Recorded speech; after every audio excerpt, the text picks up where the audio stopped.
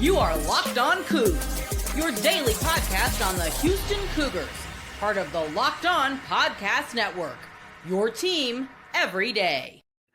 But first, I got to remind you today's show is brought to you by FanDuel, America's #1 sportsbook. And right now, as the NBA is tipping off with the All-Star game this weekend, stuff like that, season kind of feels like it's just getting started, and there's no better place to get in on that action at the start than FanDuel.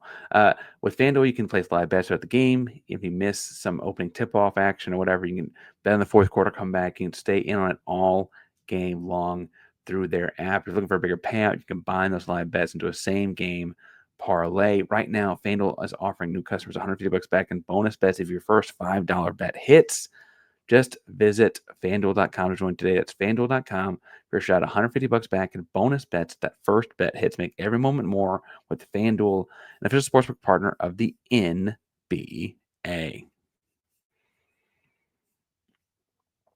Park Ranger Locked On Coogs here, and I'm looking at Houston, Arizona, and this feels like Big 12 championship-y kind of game for Houston. It's 1-2 in the standings in the Big 12. Houston is 12-1 in conference. Arizona is 11-2 in conference.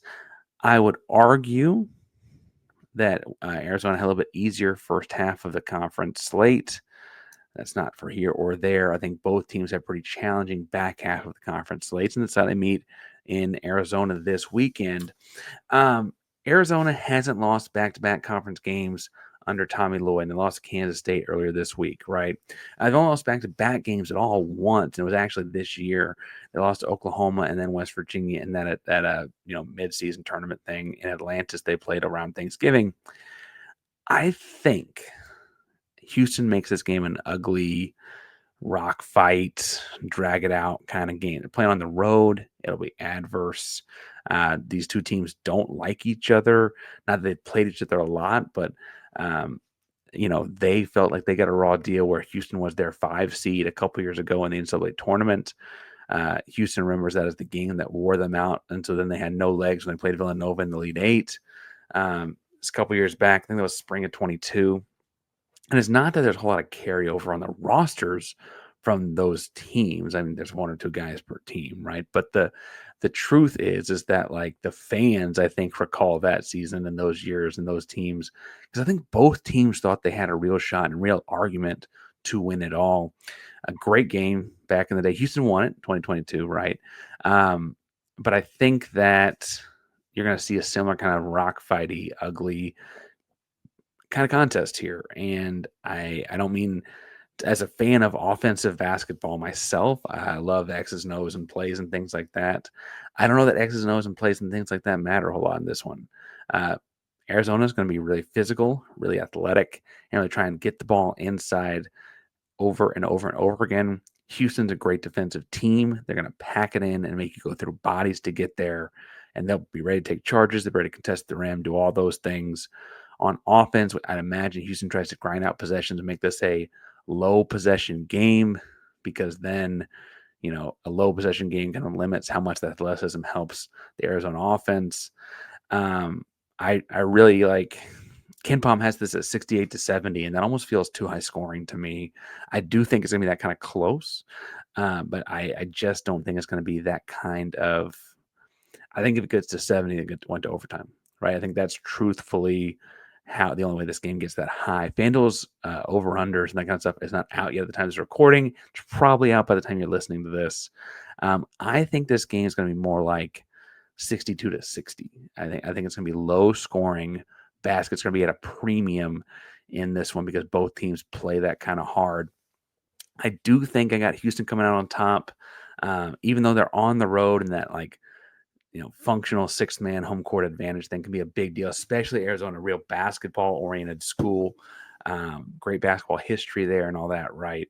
But I just feel like Houston gets it done. They got the talent at a couple spots. We've seen Kelvin Sampson see a guard in their team and take. We saw what he did to Javon Small a couple times this year already, right? I think you can probably have a similar game plan for Caleb Love. Now, don't tell Mountaineer Paul this over Locked On West Virginia, but I think Caleb Love's probably at his best better than Javon Small. So I'm not sure they're going to hold him to 12 points or whatever. Like I think it was 13 the first time that Houston played West Virginia, but I do think they'll be matchup wise prepared for what Small does. Arizona is better than the team they started this year, so like I wouldn't look at those 5 non-con Power 4 losses as a big deal. It's certainly not indicative of who they are, but I think Houston's got the talent gap in their favor in this one, even though it is slim. Um, and I think truthfully, Houston's a little more tested. And um, I know that they just lost Kansas State, and that you could argue any loss is a test. But Houston lost to a darn good Tech team. Um, you know, through playing above their heads at some levels because of the adversity in front of them. We talked about that one ad nauseum, but go back and check that out if you're from from Arizona and not know what I'm talking about. I also think though that Houston testing themselves in the non-conference in a way that is kind of being undervalued across the country. The other big game on Saturday is Auburn and Alabama. Well, Houston played both those teams really, really well.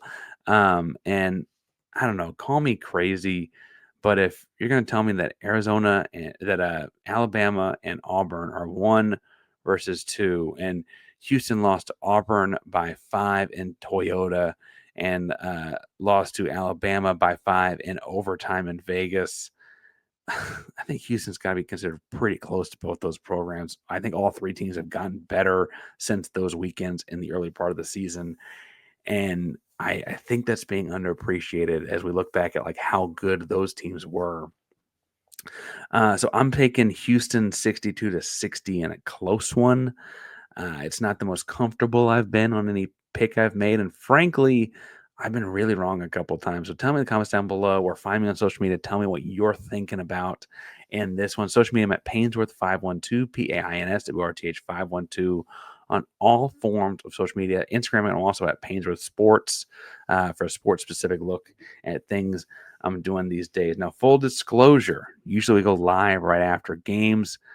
This weekend, we are both in our state, the little private school I teach at and coach at. We're in our little state tournament for a state championship game, potentially Saturday, as well as, unfortunately, having to go to a funeral. I guess we're probably driving to that on Sunday for the funeral Monday. So I don't know exactly when I'm going to be watching this one and going live. So hit subscribe on YouTube, hit the bell so you know when we're going live, and follow me on social media to make sure that you're following along with whatever the latest is.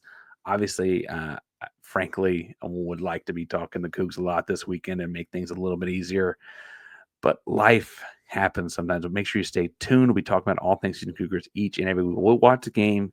We will recap it. I'm not going to deprive you of that. And frankly, I'd love to talk to you guys about it as soon as I can. As soon as I can get it, I'm going to get it to you as well. Locked On Cougars, the primary Locked On Podcast Network. That means your team every day. Go Cougs.